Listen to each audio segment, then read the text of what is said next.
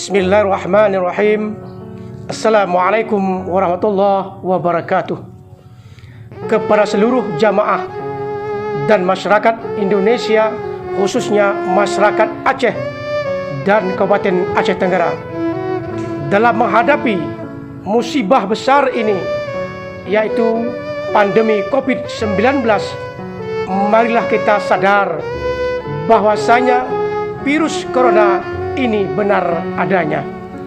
Dan dalam hal ini kita semua harus sama-sama mencegah penyebaran virus corona ini dengan mengikuti anjuran pemerintah, yaitu protokol kesehatan, seperti selalu memakai masker jika berada di luar rumah, menjaga jarak, dan mencuci tangan sesering mungkin.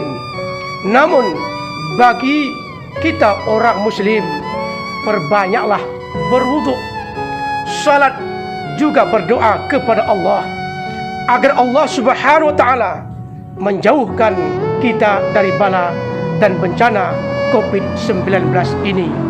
Amin, amin ya rabbal alamin. Marilah kita sama-sama menyadari hal ini untuk kebaikan kita bersama. Wassalamualaikum warahmatullahi wabarakatuh.